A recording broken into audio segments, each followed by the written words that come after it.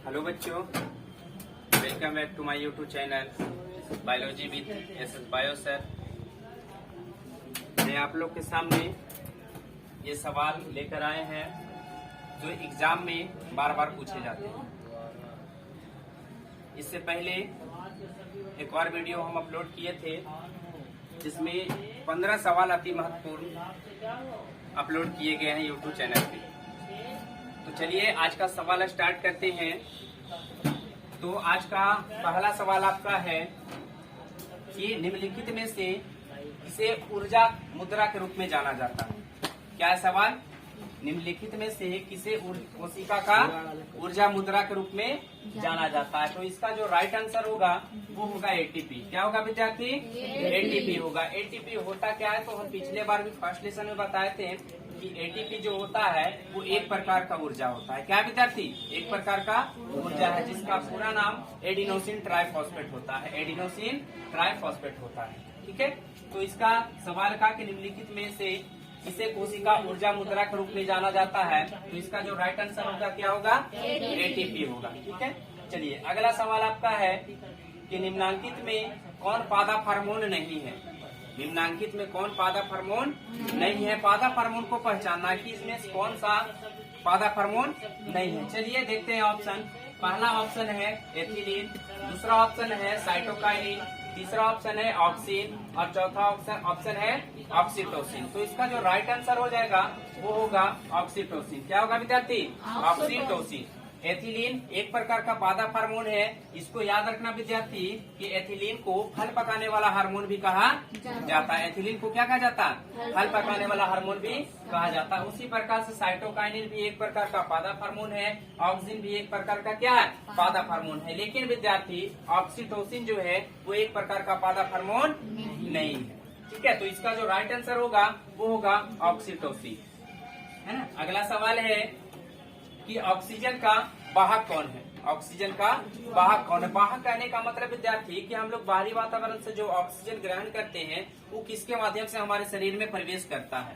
ठीक है, तो आपका जो ऑप्शन है वो है WBC, ऑप्शन है लसीका, ऑप्शन है RBC या फिर ऑप्शन है इनमें से कोई नहीं। इसका राइट आंसर क्या होगा ये बताइए आप लोग, है ना। इसका जो राइट आंसर होगा वो होगा RBC, है ना। RBC होता क्या है विद्यार्थी? तो RBC जो होता है वो होता है रेड ब्लड सेल होता है। क्या होता है? Red blood cell. इसको बोल सकते हैं लाल रक्त कणिकाएं, है ना। लाल रक्त कणिकाएं ये हमारे शरीर में होते हैं। ठीक है, इसमें हीमोग्लोबिन नामक वर्णक प्रोटीन पाए जाने के कारण इसका रंग जो है कैसा होता है? लाल होता है। इसका जीवन काल होता है विद्यार्थी, इसका जो जीवन काल होता है वो कितना होता है? 100 से 120 दिन।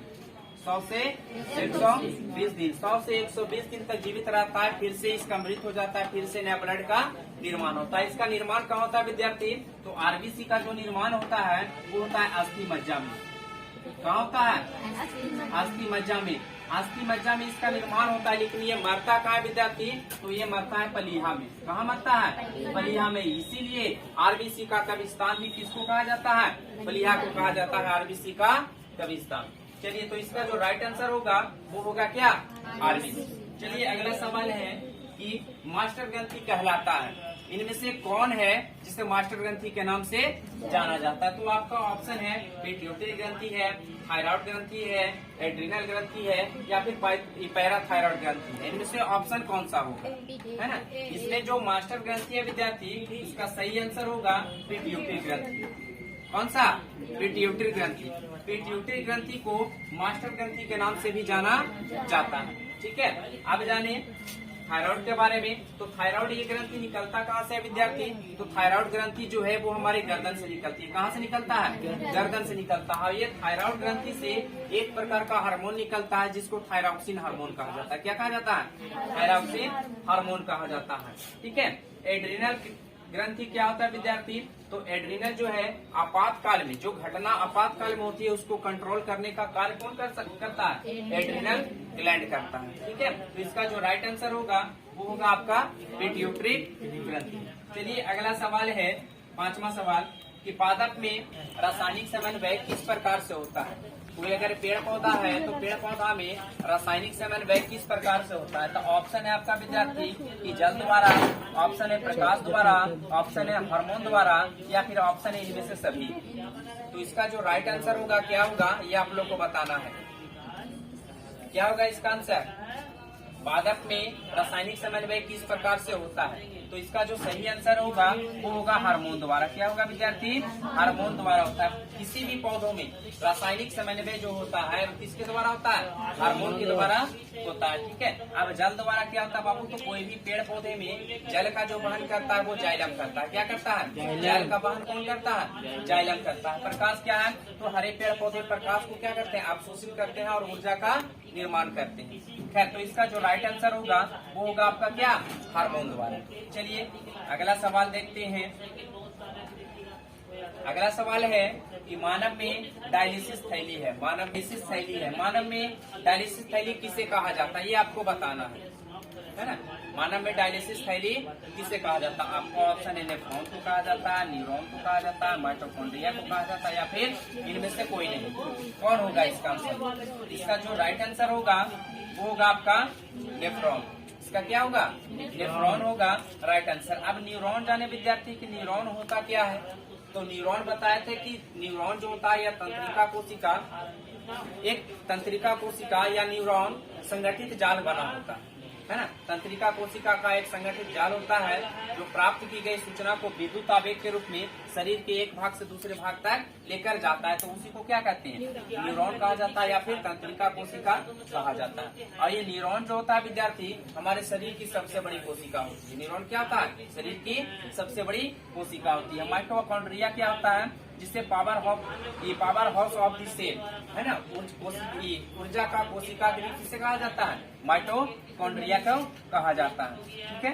चलिए आपका अगला सवाल है कि दो तंत्रिका कोशिका के मध्य खाली स्थान को क्या कहा जाता है?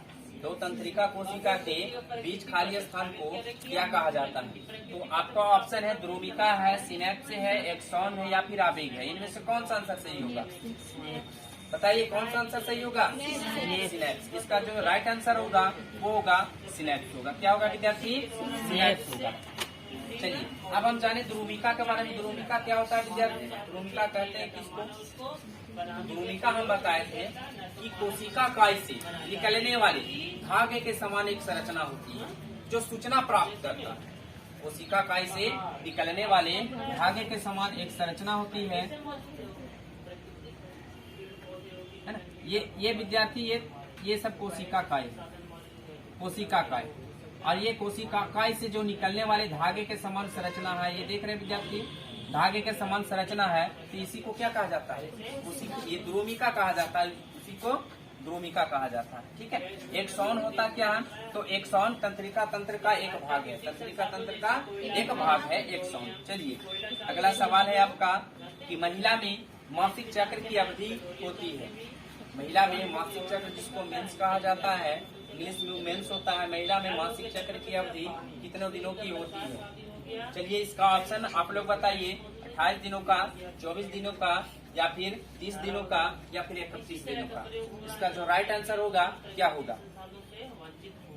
क्या होगा इसका विद्यार्थी राइट आंसर?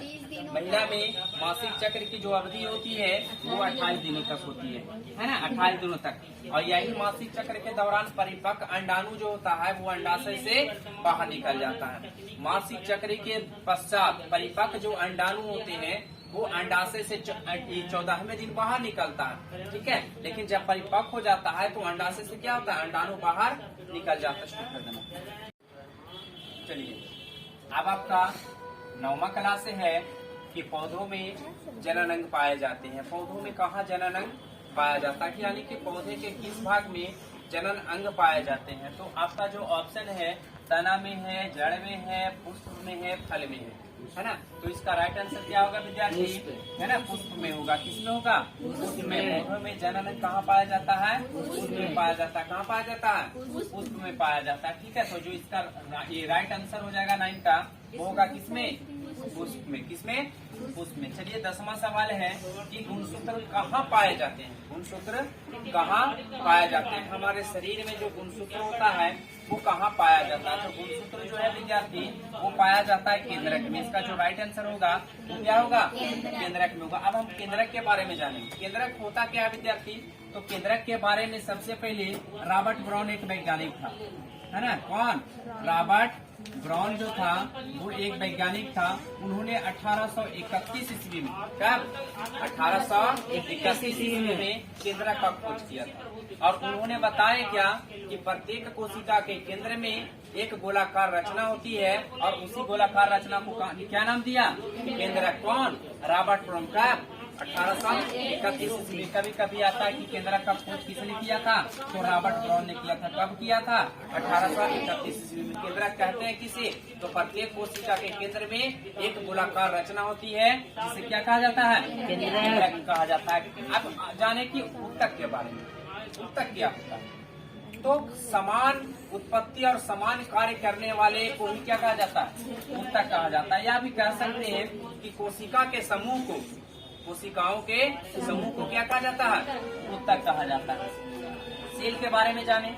सेल जिसको बोलते हैं कोशिका। कोशिका होता क्या है, तो कोशिका जो होता है विद्यार्थी वो हमारे शरीर की छोटी इकाई। कोशिका शरीर की सूक्ष्म इकाई है ना। शरीर के संरचनात्मक और क्रियात्मक इकाई को ही क्या कहा जाता है, कोशिका कहा जाता है। कोशिका शब्द की उत्पत्ति सर्वप्रथम रॉबर्ट हुक, कौन, सर्वप्रथम रॉबर्ट हुक, रॉबर्ट हुक एक वैज्ञानिक था। उन्होंने सन 1665 ईस्वी में, कब 1665 ईस्वी में कोशिका नाम दिया, है ना। और उन्होंने बताया कि कोशिका जो है शरीर की एक छोटी इकाई होती है। क्या होती है, शरीर की एक छोटी इकाई होती है।